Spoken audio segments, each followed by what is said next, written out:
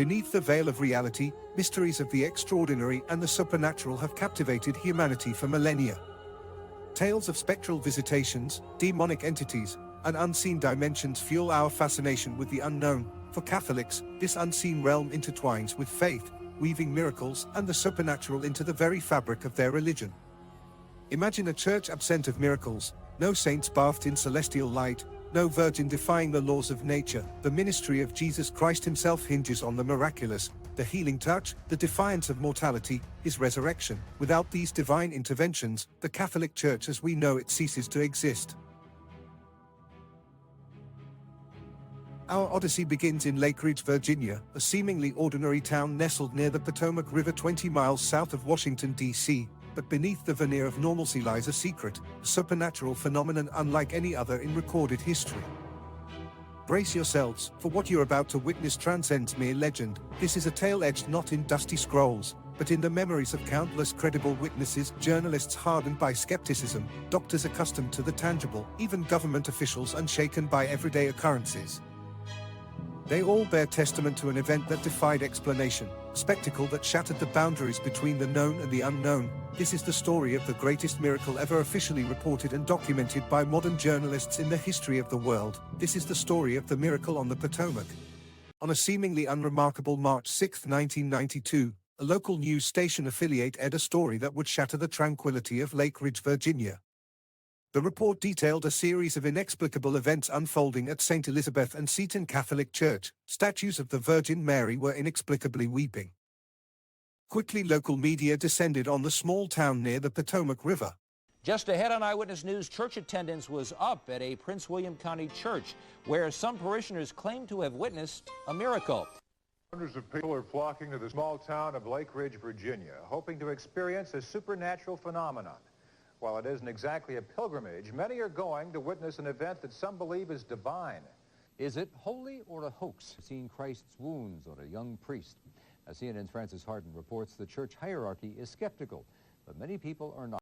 The weeping statues of the Virgin Mary, it was reported, seemed to flow only in the presence of a local priest named Father Jim Bruse. News of the crying statues was first reported in the local news in March of 1992. But the occurrences of the weeping statues began in the priest's room on the grounds of St. Elizabeth and Seton Church over Thanksgiving in 1991. Before the explosion of news reports, many parishioners were witnessing the miracles that were taking place in the presence of the humble priest. According to parish officials and church parishioners, many times during, before, or after a church service, hundreds in attendance saw the church's statue of the Virgin Mary cry. Other statues on the parish grounds also wept as well. After Father Bruse celebrated Mass at a nearby church, water reportedly began dripping from the church's wooden statue of the Virgin Mary as well. The statues wept irregularly but always in the presence of Father Bruse.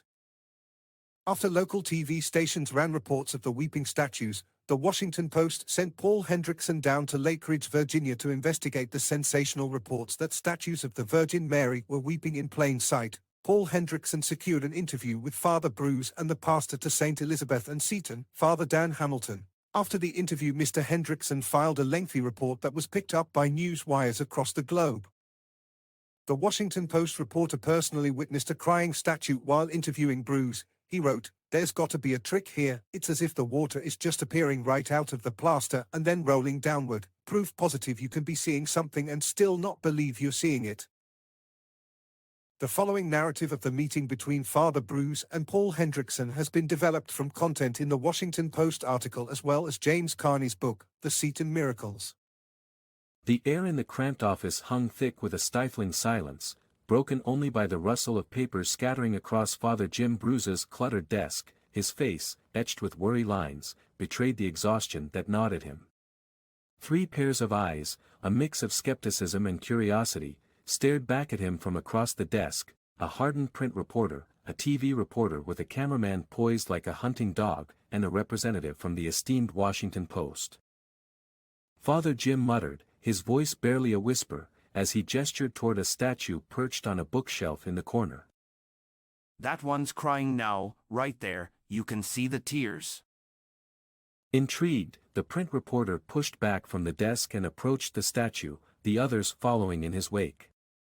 The print reporter scrutinized the statue, his eyes searching for any hint of manipulation, no wires, no hidden water source, nothing out of the ordinary. Then, it happened, a tiny bead of water welled up at the corner of Mary's eye, glistening like a teardrop before tracing a glistening path down her cheek. Get a load of this. This can't be real. The cameraman exclaimed, his voice laced with a mixture of excitement and disbelief as he zoomed in for a close-up. More droplets formed, trickling down the statue's face like miniature waterfalls. Father Jim observed them with a hint of resignation in his eyes. It happens sometimes, but not always. But could it all be an elaborate prank? A cynical reporter, muscles coiled with skepticism, decides to confront the source of these whispers, the parish priest himself. He throws out a barrage of mocking questions, each designed to chip away at the priest's credibility. Did you learn this from a magician? The reporter's words hang heavy in the air, laced with bitter amusement. An unsettling silence descends upon the room. The priest's weary eyes, clouded with exhaustion, meet the reporter's cynical gaze. The interview, granted on a whim, had now stretched into an agonizing hour. His voice, barely a rasp now, cut through the tension. Normally, I wouldn't believe a word of it myself. Mass hysteria, sweating plaster, those are the typical explanations. But I understand the skepticism, I truly do. This isn't about me, this is about something far greater. This is the work of Christ himself, manifesting through me, and Mary. Oh, Mary plays a crucial role in this, her intercession, it's undeniable. Father Jim continued. If none of this had ever happened, I'd still be a priest. Sure, my faith would waver, doubts would gnaw at me as always, but this is a mind-shattering revelation. Consequences be damned. This is undeniable proof, Christ is real, God exists. Heaven and hell are no longer abstract concepts, they're terrifyingly real. This has cemented my belief 100-fold, obliterated doubt. It's tangible, undeniable, this will forever be my truth. Gone is the uncertainty, replaced by absolute conviction. God exists. This unassuming priest with his mustache, biker boots, and vintage Bonneville, the very man who'd never even heard of the Stigmata before this, now found himself at the center of a phenomenon defying explanation. James Bruse, Jimmy to some attended Mary Washington University, an all-female college in Fredericksburg, Virginia, drawn inwards, then upwards, the call to serve resonating within him. In 1984 Father Jim was ordained at Mount St. Mary's Seminary, followed by pastoral work at a string of unremarkable parishes. Father Jim was highly regarded for his youth work, yet strangely forgettable, a man who blended seamlessly into the background, steady Eddie, the very definition of unassuming. And now the weeping statues, a bewildered priest at the epicenter of a potential miracle. Father Jim quietly asked himself constantly, why here? Why me? The answer, shrouded in the same mystery as the weeping icons, was this a divine intervention or was something more sinister at work?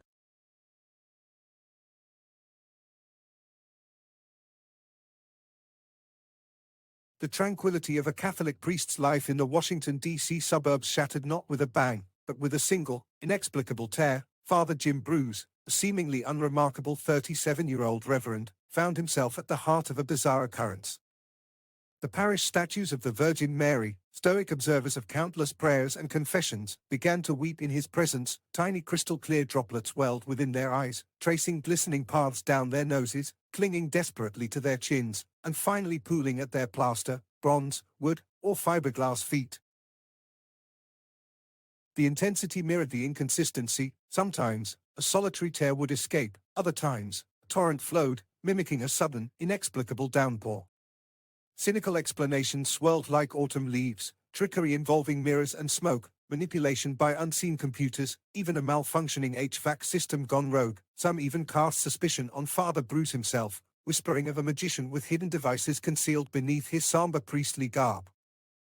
But the mystery deepened. its roots burrowing deeper than any explanation could reach. Direct contact wasn't always necessary, merely being in the vicinity, whether at the altar during Mass or engrossed in paperwork within his office, triggered the statue's watery response. The liquid, confirmed by touch and taste, was undeniably ordinary water, H2O, the very essence of life itself, yet, its origin remained shrouded in an unsettling mystery. There's no rhyme or reason to it. It happens at its own whim, a testament to the very essence of the otherworldly. But perhaps it's more than that. This isn't the work of a high-ranking church official, a cardinal or a bishop. This phenomenon centers on an unassuming associate pastor at St. Elizabeth and Seton Church, a man with a quiet presence even within his own diocese. It makes one wonder. If a divine hand is at play, it chooses its instruments with an inscrutable logic, selecting the least expected corners. One of the most prolific weepers is a 3-foot-tall olive-skinned statue of the Virgin Mary, affixed to a wooden base on the main altar. She is surrounded by a constant flicker of votive candles, lit by a growing tide of believers. Parishioners have witnessed this Mary statue welling up on numerous occasions during, before, and after services, sometimes a single tear, sometimes a torrent, all observed with a mixture of bewilderment, wonder, and a touch of fear. After the news reports made headlines across the country, witnesses were no longer confined to the local congregation. Now the curious and the devoted started to arrive from across the country, drawn by reports of the miraculous weeping statues of the Virgin Mary. Reports trickled in through the parish of other figures succumbing to the inexplicable weeping. These weren't solely confined to the church itself. Some were scattered across the church grounds, some resided within the rectory, the living quarters for the clergy. Notably most, but not all, were depictions of the Virgin Mary. After the news reports from the Washington Post and local TV news programs, the once quiet parish was now a beacon, drawing curious pilgrims from far and wide. Pennsylvania, Florida, Newport News, they all sent representatives seeking a glimpse of the miraculous. Television crews descended, capturing the bewildered and radiant faces of the Catholic faithful. In the hushed annals of the unexplained, no event has garnered such a multitude of credible witnesses. Journalists, lawyers, television reporters, doctors, even federal government employees all stood transfixed as statues and icons defied the laws of nature, weeping profusely in a spectacle unlike any ever seen. Hundreds, perhaps thousands, became impromptu acolytes to the spectacular miracles. Tears, copious and unrelenting, streamed down the visages of the holy figures. Among the awestruck throng was James Carney, a pillar of the legal community, a Harvard law graduate. Carney's credentials were as impeccable as his shock was profound. Driven by an insatiable need to document the extraordinary, Mr. Carney meticulously chronicled the events in a day-by-day account titled, The Seton Miracles, Weeping Statues and Other Wonders.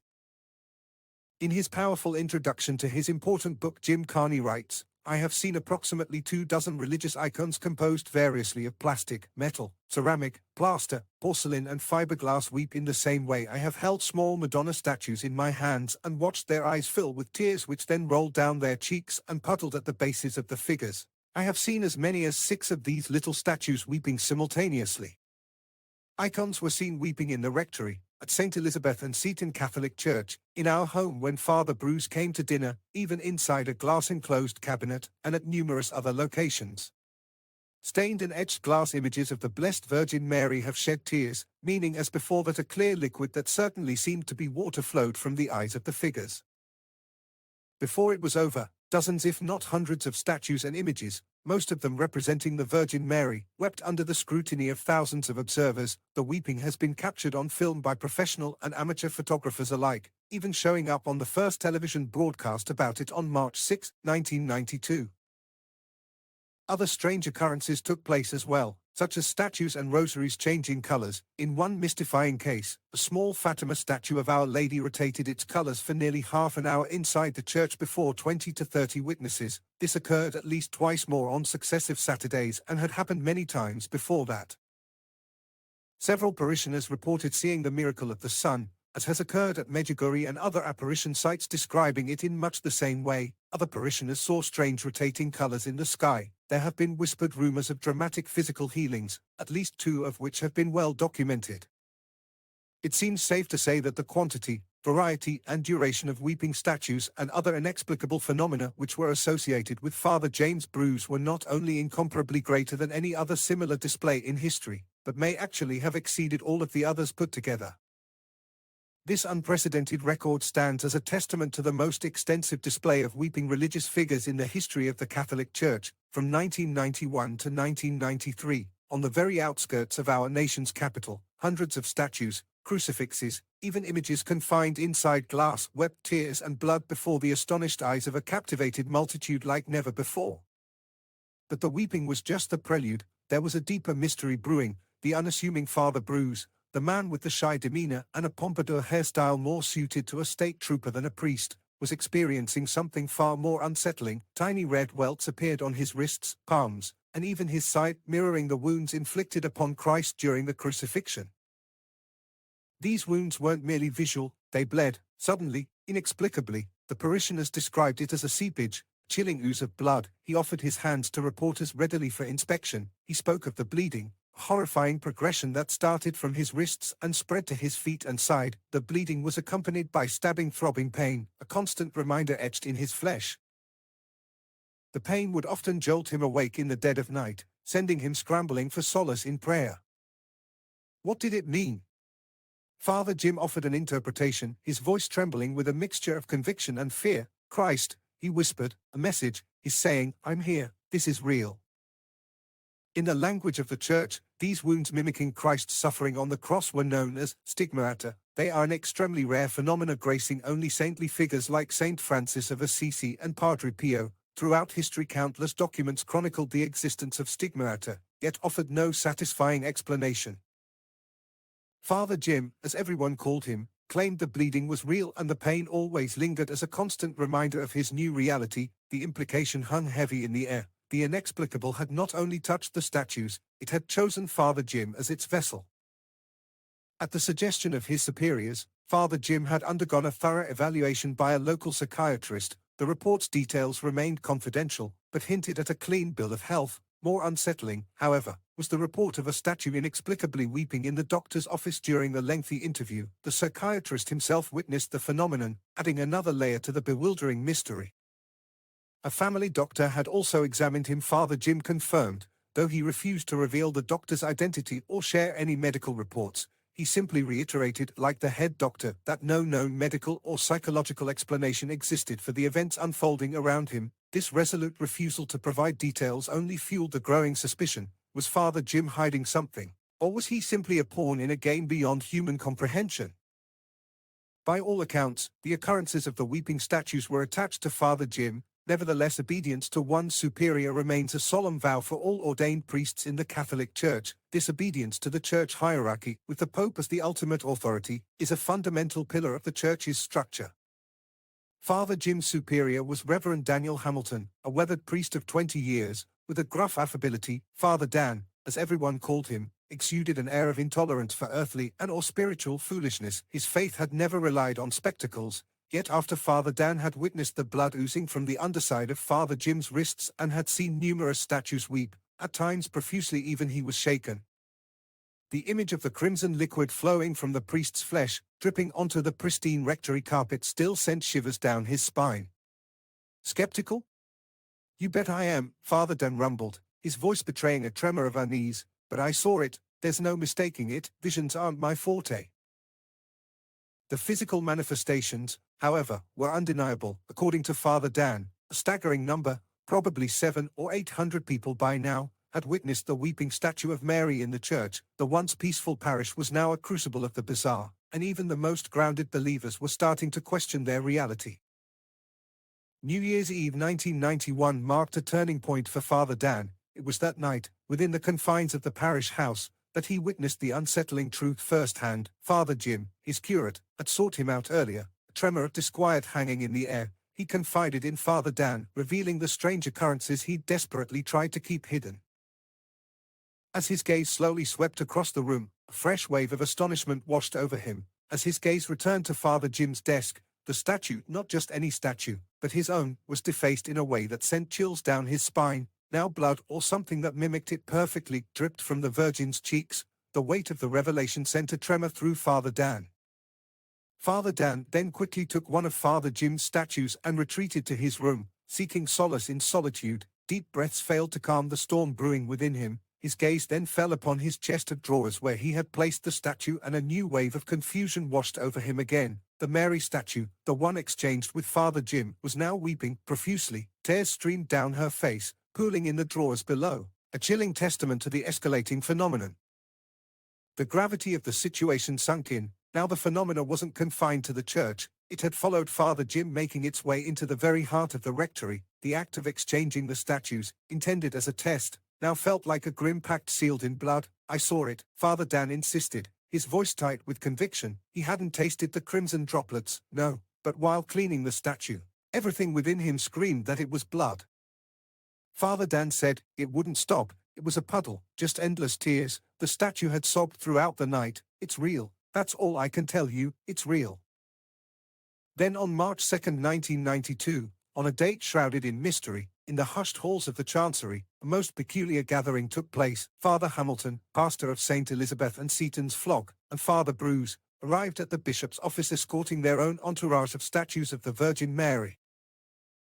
Bishop Keating's office was graced with his own 2 statues of the Blessed Mother. Also in the room was Monsignor Reinecker, the doomed priest with the secret past, who would end his life with a shotgun in a desolate cornfield 5 months later. Monsignor Reinecker brought forth his own Madonna. As these men convened, an event unfolded that would forever alter the course of their lives. For within the confines of that hallowed room, amidst the murmur of hushed prayers and the weight of history, a miracle transpired. All the statues, each a vessel of divine grace, wept. Tears, glistening and unexplained, flowed freely from their stoic expressions. This unprecedented event, a tapestry woven with the threads of faith and the inexplicable, left an indelible mark on Bishop Keating. But then came the silence. The Arlington Diocese ignores the cries of the Mother of Christ.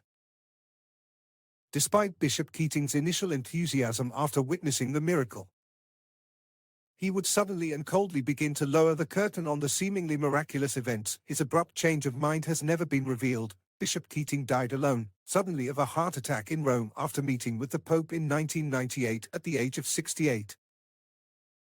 Following the bishop's office meeting, the diocese, in a frantic and ill-conceived attempt to quell the escalating media frenzy and circus-like atmosphere surrounding the church grounds, issued a proclamation that would forever seal the fate of the alleged miracles on the Potomac. The hastily drafted proclamation, a testament to the diocese's incompetence and irresponsibility, marked a new low in the execution of their duties.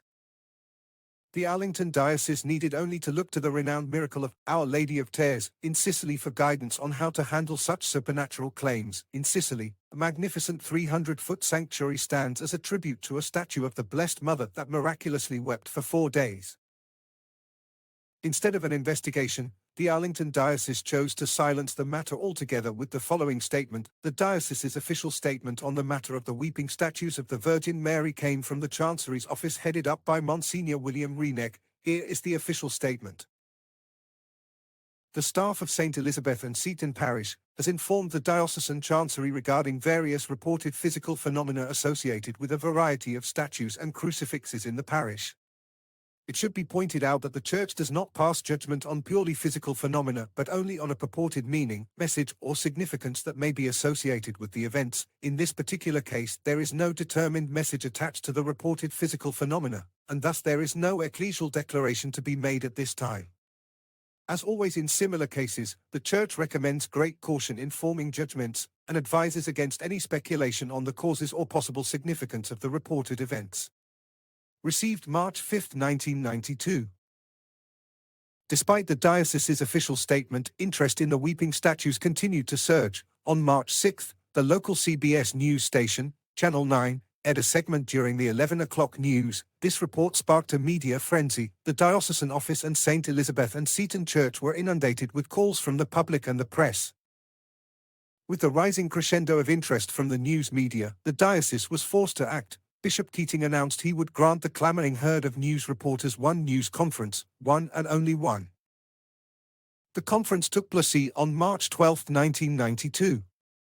Nearly 100 journalists descended upon St. Elizabeth and Seaton, a swarm of cameras and microphones poised to capture every detail. The throng of reporters included the 3 local television news stations, the Washington Post, and journalists from around the globe including Australia. Motorcycle cops jostled for position, a stark contrast to the usual serenity of the place. A throng of believers gathered outside, clutching statues, their faces etched with fervent hope. Even the Virgin Mary statue had been repositioned, strategically placed for maximum photographic impact. A velvet rope holding back the eager press, the air crackled with anticipation, a miracle waiting to be captured, or a desperate hope on the verge of being exposed. Father Jim's press conference unfolded like a tightly scripted play, his voice barely a whisper above a nervous tremor as he read a pre-prepared statement, a small figure radiating a palpable fear. He spoke of a divine calling thrust upon him, a gift he neither understood nor solicited. If it strengthens people's faith, then perhaps it's a good thing. With that, he retreated back into his shell, leaving the bewildered journalists to grapple with his cryptic pronouncements. Pastor and Jim's boss, Father Dan Hamilton, stepped forward to field questions. The air crackled with a mix of anticipation and skepticism. Someone dared to ask about a scientific analysis of the tears, a plea for a shred of rational explanation. Father Dan's response was swift and almost defensive. There are no plans for that. It's a matter of faith, not a science experiment. Believe it or don't. A particularly bold reporter pressed further, suggesting Father Jim touch the statue, perhaps to induce another tearful episode. The room held its breath. Father Dan, his voice firm but laced with a hint of exasperation, shut down the request. This isn't a circus sideshow, he declared. The underlying message was clear: either accept this phenomenon on faith, or leave. But was this a divine miracle or a carefully orchestrated performance? The answer, like the weeping statues themselves, remained shrouded in an unsettling mystery. A voice of officialdom, Monsignor Bill Reinecker, the Chancellor of the Arlington Diocese, dryly remarked, "To be honest, we're simply monitoring the developments. We have no plan, no course of action for what comes next. We're forced to wait. Who has expertise in such matters?" I'm as bewildered as anyone. The Church doesn't rush into pronouncements. History shows most of these claims fizzle out. In a nutshell, the declaration said that since there was no overt divine message being delivered, there was nothing to investigate, and the parish and the clergy from that point forward were forbidden to talk about the events. This decision, to many parishioners, was not only profoundly sad but seemed to be an odd determination, since only physical phenomena can be investigated. Reports of apparitions and locutions cannot be investigated. They can merely be assessed as to whether they are consistent with Catholic faith and morals. Bishop Keating and Monsignor Reinecker's decision to ignore the events did not leave a neutral opinion in its wake. It left a negative implication. Some even believe the events have been condemned by the Diocese of Arlington. The bishop's apparent disinterest suggested that he must know something negative about the cause of the phenomena. The tragedy of this situation is that the Arlington Diocese has refused to even acknowledge the events, much less investigate them to determine whether they constitute a true sign from God that the faithful could consider as miraculous.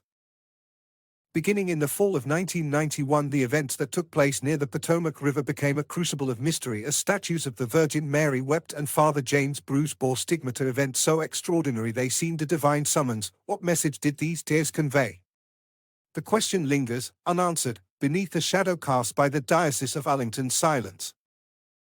Bishop Keating's refusal to investigate, despite thousands witnessing weeping statues, crucifixes, and rosaries shifting colors, baffled the faithful. On March 11, 1992, the Chancery declared no investigation was needed, citing the absence of a clear divine message. This stance, relayed to Father Daniel Hamilton, dismissed the physical phenomena, tears, wounds, transformations, that defied explanation. Phenomena that, as at Lourdes or Fatima, often validate divine signs.